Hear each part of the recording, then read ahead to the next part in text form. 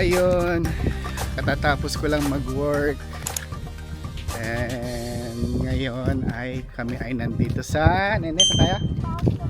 Folsom Lake. Check namin Folsom Lake. Check natin kung anong nagaganap dito. This is not all the way there.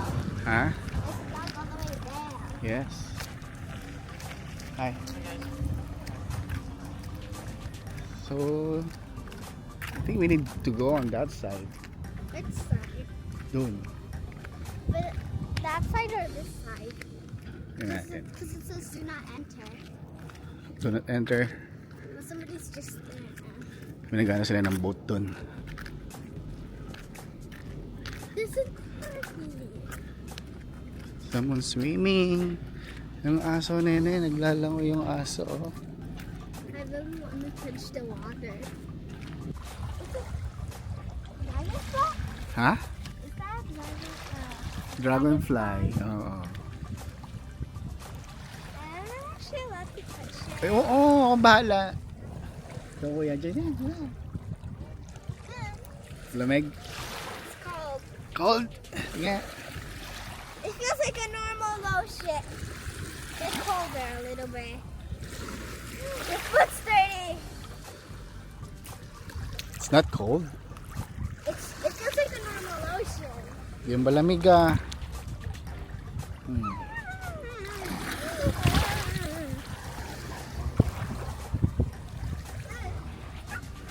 Hindi siya malamig, nene. My clock might get wet. Ha? My clock might get wet. Let's Jaden, let's do this. Can you do this? No! Don't you dare. The what? How many can you make?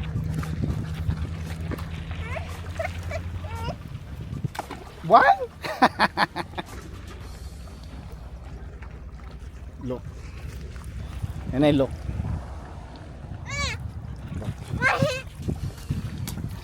Three jumps. How about you, kuya? Ha?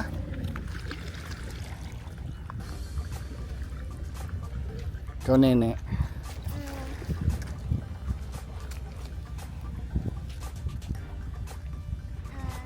Ilang jumps na sa iya? I don't know. Oh, pwede pala tayo mag-ano dito, mag-picnic, nene. Gusto mong picnic dito? Oh, garne oh. Water got on my foot. Garne.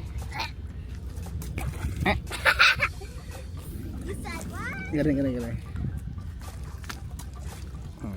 Ah, ba yan? Taksan mo. Hard. Sideways.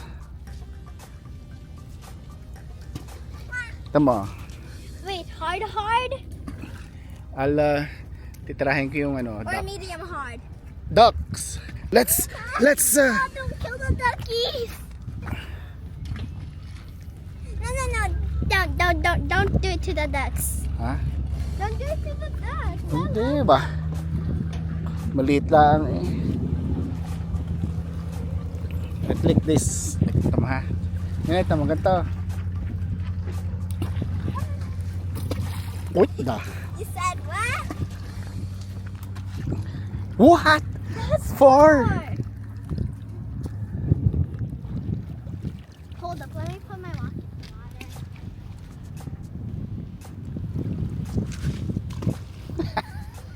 I had to clean my walk. Ayun, ang dalawa ay I thought you walked. nagpa-practice pa rin bumato. Remember my Robux, okay? Eh, paano ka kaka-price eh, hindi ka nga marunong bumato ng natalbog. It bounced like over there. That's my first time bouncing. Hindi ko nakita. Sige nga, yung natalbog ha. Daddy, Ah, I told you it. There's a little rock over here. hindi pala nagkakount yun kasi malapit sa baka tumama yun sa daw sa tubig magbabounce. Maganda rito sa ano, sa lake. Dami nagbo-boating. Meron nagpa-paddle boarding doon. Basta siguro bago maubos yung mga bato din marunong nang bumato ng natalbog sa tubig. Ano nene? Bago maubos. Imagine we practiced so long that all of them disappeared. Oo nga.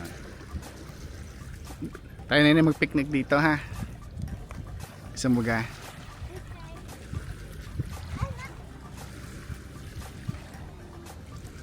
Lalakad-lakad lang kami. Nature trip. Dito ka. Ayun mo. Ganda rito. Kaso pagka sa araw mainit. Kaya kami hapon na nagpunta. Did you know if you get bit by a hedgehog, they might have rabies and they'll become scared of any liquid, even water, and they'll start to get shaky and then sing like that or something like that. Ano naman, mamatay na agad. Malinis kaya ang tubig din sa side na to. It looks dirty. Ha? Looks dirty though. Tingnan natin.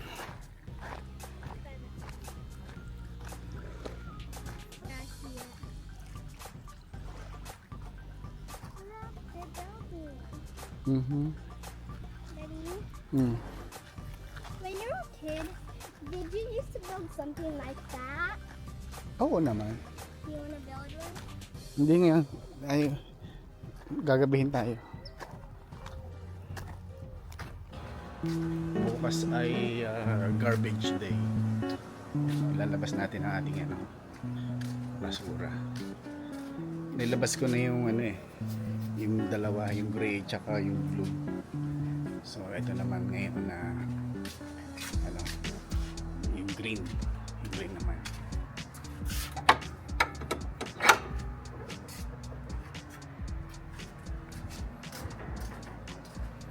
Mainit pa rin dito.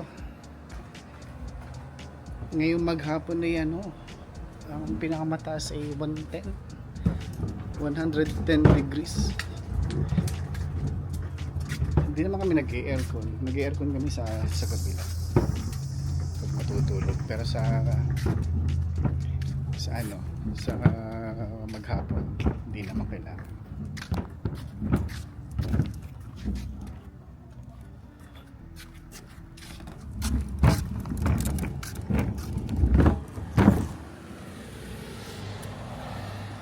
Yan. So ilabas ko na yung blue sa sa recycling. Yan. Ito yung laman yan. Dito yung mga plastic bottles, jugs, ito yung mga lalagyan ng sabon, mga walang laman, mga dyaryo, magazines, mga bote, yung mga tin cans, aluminum cans dito rin. Yan. So dito lahat yan. Ito naman sa kabila. Ito yung yung normal na basura na. Yan. May mga example naman dito kaya hindi mahirap paghiwa-hiwalayin. Ito yung mga bawal dito ilagay. Yan. Tapos dito naman sa isa organic. So yung ito akala ko ito sa kulay gray pero pwede pala ito dito sa sa organic, yung pinaglagyan ng pizza, ng pagkain, pati yung yung yard waste dito rin siya. Kaya makikita mo kung ano talaga yung paglalagyan niya. Tapos meron dito, kailangan daw ay at least 3 feet apart. Alam ko kaya ganun gawa ng yung nakuha ng basura, yung truck ng basura, yung parang fork niya, yung pangkuha para may space. Kasi pag dikit-dikit, madadali niya yung katabi, so matatapon yung basura. Kaya kailangan may space.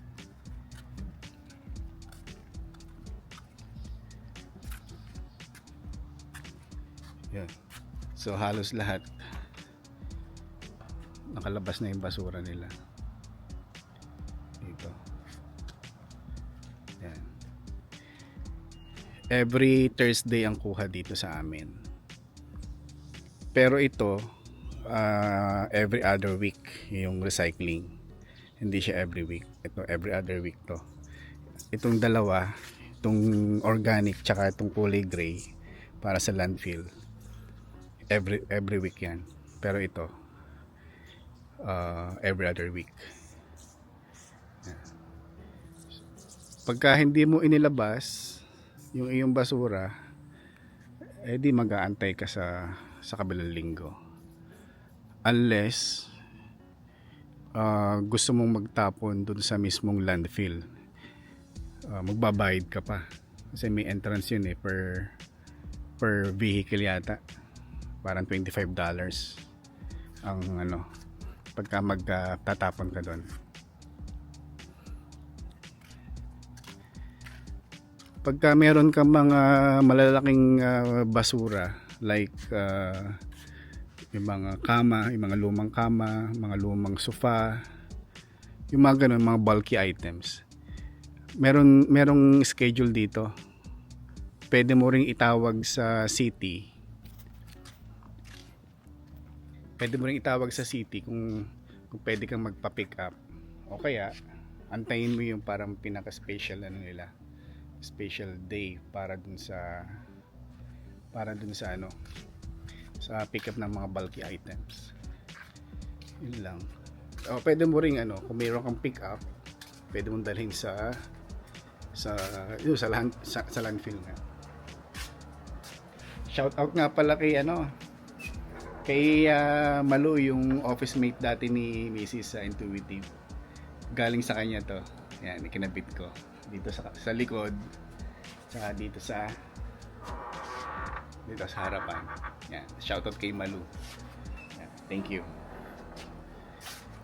Shout out din nga pala sa dalawa kong barkada dyan sa Chicago, sina Andrea Judge TV tsaka si yung Cuyos family. Yan, lagi ako nanonood ng kanilang vlog at subscriber din nila ako. At the same time, nag-subscribe din sila sa akin.